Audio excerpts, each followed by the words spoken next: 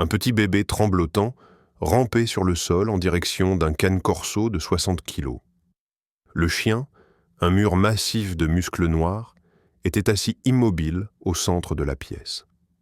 Ses oreilles étaient coupées, son expression indéchiffrable. Alors que le bébé tendait une main tremblante vers les mâchoires massives de la bête, son père s'élança en avant, paniqué. Mais il était trop tard. Ce que le chien géant fit ensuite choqua toute la famille et vous fera pleurer. Avant de continuer, appuyez sur le bouton « J'aime » et abonnez-vous pour ne pas manquer des histoires incroyables comme celle-ci. Et écrivez dans les commentaires d'où vous regardez et quelle heure il est chez vous. « Ne bouge pas », murmura Marc, sa voix tremblant tellement qu'elle était à peine audible. Il serra le bras de sa femme si fort que ses jointures devinrent blanches. Si nous courons, nous pourrions déclencher son instinct de prédateur. Nous devons rester immobiles. Sarah ne pouvait pas respirer. Elle ne pouvait que regarder. Leur fille, Lily, n'avait que 10 mois. Elle était petite pour son âge, fragile, avec une peau douce et des os minuscules. La créature vers laquelle elle rampait était Titan. Titan était un cane corso, un mastif italien. Une race historiquement utilisée par les Romains comme chien de guerre pour combattre les lions dans l'arène. Il avait une tête comme un parpaing, une force de morsure de 700 PSI et une poitrine qui semblait sculptée dans le granit. Mais la partie la plus effrayante, il n'avait adopté Titan que 3 semaines auparavant. Il savait que son histoire était difficile. Il avait été un chien de garde pour une casse, laissé seul dans une cage pendant des années pour aboyer contre les intrus. Il était silencieux, sérieux et imposant. Il n'avait jamais montré d'agressivité, mais il n'avait jamais montré d'affection non plus. Il était une statue, une variable inconnue de 60 kilos. Et maintenant, la chose la plus fragile de leur vie était à quelques centimètres de la chose la plus dangereuse de leur maison. Lily tapa ses mains sur le parquet. Clac, clac. Le son résonna dans le salon silencieux comme une horloge à rebours. Les oreilles de Titan, pointues et dressées, pivotèrent comme des antennes radar. Soudain, le chien géant déplaça sa patte avant massive. Les épaisses griffes noires raclèrent le bois avec un bruit aigu et grattant qui fit tressaillir Marc. Il faillit sauter du canapé. Il devient agité, siffla Marc, la sueur perlant sur son front. Sarah, va la chercher, maintenant. Sarah secoua la tête, les larmes coulant sur son visage. Je ne peux pas. Regarde ses yeux. Si je me précipite, il va penser que je l'attaque. Nous devons la laisser reculer. Marc transpirait abondamment maintenant, les phéromones de pure terreur émanant de lui. Et c'est là que la situation devint critique. Les canes corsos ne sont pas seulement des chiens de garde, ce sont des empathes. Ils sont programmés pour se synchroniser émotionnellement avec leur maître. Titan sentait la terreur de Marc, mais le chien comprit tragiquement mal la source. Il ne savait pas que lui était l'objet effrayant. Il pensait que Marc avait peur de quelque chose d'extérieur.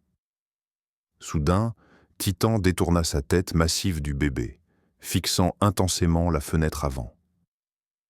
Il laissa échapper un aboiement bref et guttural vers le verre vide, ses poils se hérissant le long de son échine. « Il voit des choses !» cria Sarah. « Il est instable. Il réagit à des fantômes. » Mais il n'était pas instable.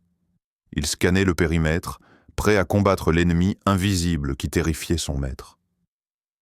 Il regarda Marc de nouveau, confus, ses yeux ambrés posant une question claire. « Où est la menace, chef ? Je suis prêt. » Les parents interprétèrent cette confusion comme de l'agressivité, faisant monter la tension à un point de rupture. 1,5 m. Distance se réduisait trop vite.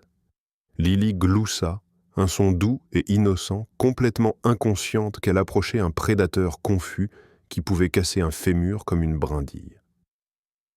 Titan baissa lentement sa tête massive vers l'enfant. Ses yeux ambrés foncés se verrouillèrent sur le bébé. Le regard d'un cane corso est réputé pour être intimidant. C'est un regard lourd et jugeant qui semble vous traverser. Il ne cligna pas des yeux, il n'haleta pas. Il suivait ses mouvements avec la concentration absolue et inébranlable d'un prédateur. Les muscles des jambes de Marc se contractèrent. Il calculait la distance. Si Titan attaquait, Marc pourrait-il arriver à temps?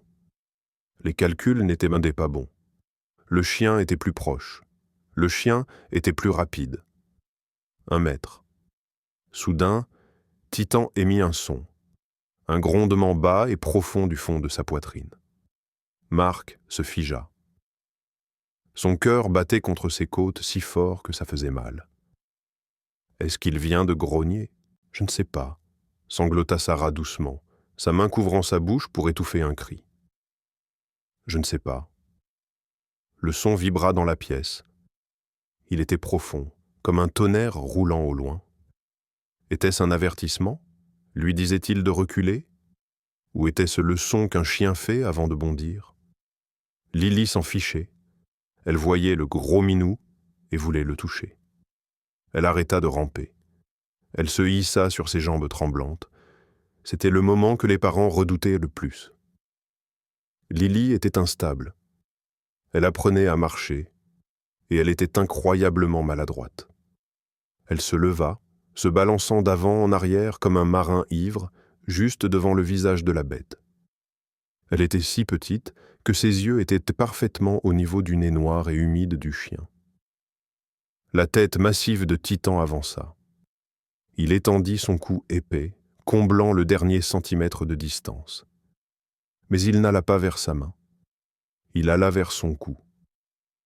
Les parents regardèrent, figés d'horreur, alors que le nez humide du chien se pressait contre la peau douce et palpitante de la gorge de Lily, sa jugulaire. Il inspira profondément, le son fort dans la pièce silencieuse. Son souffle chaud balaya sa peau sensible. Pour les parents, cela ressemblait à un prédateur inspectant une proie, trouvant l'endroit le plus vulnérable pour mordre. Un coup de mâchoire là, et ce serait fini. Il la goûte, pensa Marc, son estomac se retournant de nausée. Mais Titan mémorisait simplement son odeur, imprimant l'odeur du bébé de la meute profondément dans son cerveau. Il recula lentement, sa langue sortant une fois pour goûter l'air autour d'elle. Puis, Lily leva la main. Ses petits doigts potelés planaient à quelques centimètres du nez noir et humide de Titan. Le contraste était terrifiant. Sa peau était douce, rose et fragile. Titan n'était que fourrure rêche, cicatrice de sa vie passée et muscles durs. Elle ne le toucha pas qu'une fois. Elle tapota son museau.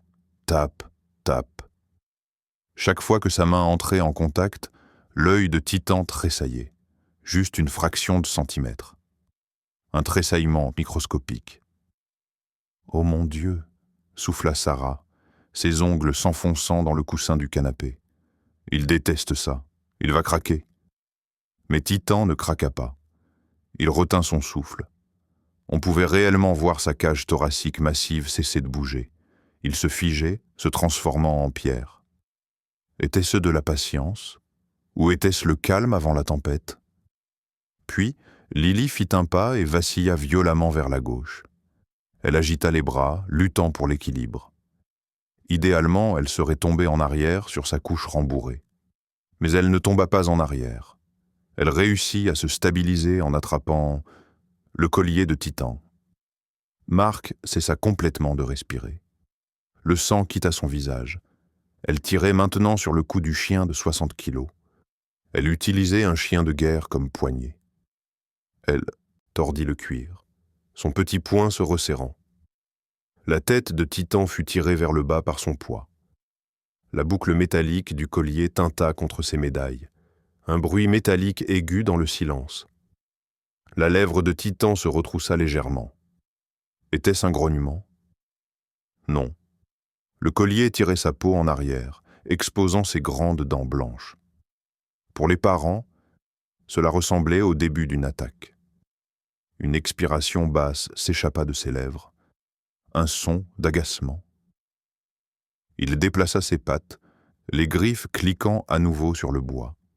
« Il va se retourner contre elle », murmura Marc. « Il va se défendre. » Mais le chien ne recula pas. Il resta ferme, comme un pilier de béton, la laissant retrouver son équilibre contre sa force. Il s'inclina dans la pression plutôt que de la combattre. « D'accord », murmura Marc, transpirant abondamment, sa chemise collant à son dos. « D'accord, elle est stable. Elle va se retourner maintenant. S'il te plaît, Lily, retourne-toi. » Mais Lily ne se retourna pas. Enhardie par son succès, elle lâcha le collier et essaya de faire ce pas fatal de plus. Elle voulait serrer la tête géante dans ses bras. Puis le désastre frappa. Lily leva son autre pied pour se rapprocher, mais elle fit un mauvais calcul.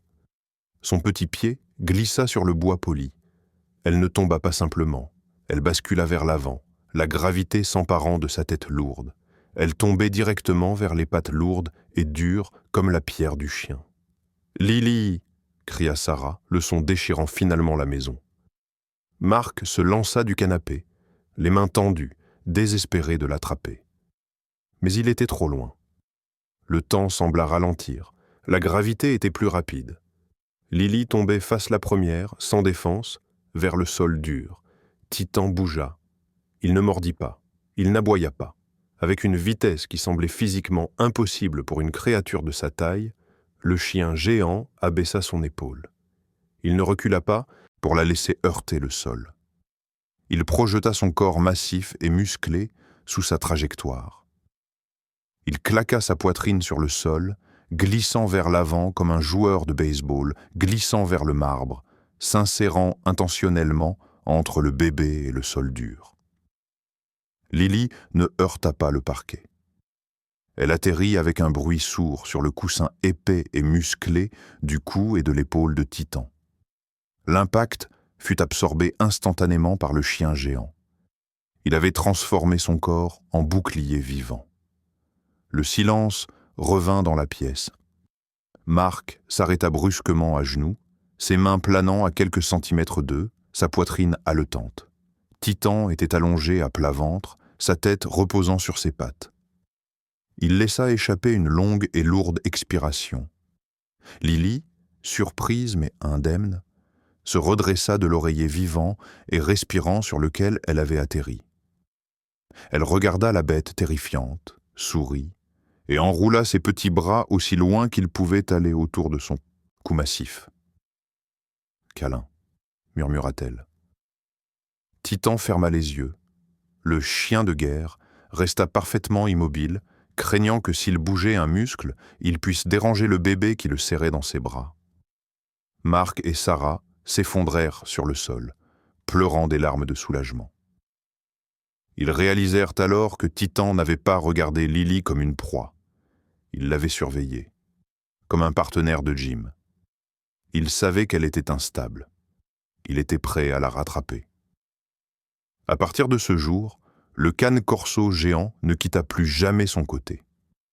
Les parents apprirent que derrière les muscles et la réputation effrayante se cachait le cœur d'un véritable gardien.